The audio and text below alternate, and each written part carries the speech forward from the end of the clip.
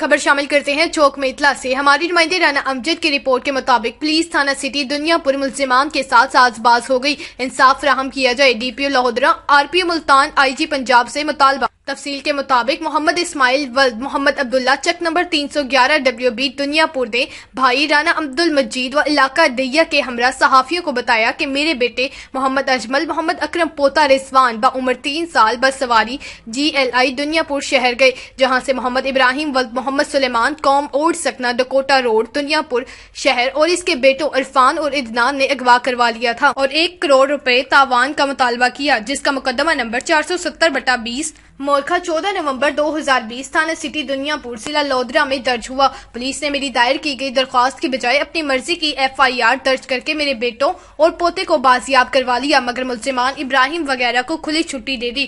محمد اسماعیل نے کہا کہ پولیس میرے مقدمہ کے بقایا ملزمان کو گرفتار نہیں کر رہی، بلکہ پولیس کے اعمال پر اور ناقص تفتیش کی وجہ سے ملزمان مجھے سنگین نتائج اور قتل کی دھمکیاں دے رہے ہیں۔ یاد رہے کہ ابراہیم اور اس کے بیٹے پولیس سے ملی بھگت کر کے شریف لوگوں کے بچوں کو اٹھا کر لاکھوں کروڑوں روپے کی ڈیمانڈ کرتے ہیں اور نہ دینے والوں کو یرغمال بنا لیتے ہیں۔ محمد اسماعیل ولد عبداللہ نے بھائی رانا عبدالمجید اور علاقہ دیہہ کی ہمراہ شدید احتجاج کرتے ہوئے لودھراں RPO ملتان IG پنجاب وزیر اعلیٰ پنجاب عثمان بزدار وزیر اعظم عمران خان صاحب سے انصاف کی اپیل کی ہے۔ انہوں نے کہا کہ اگر ہمیں انصاف نہ ملا تو احتجاج کا دائرہ وسیع کریں گے۔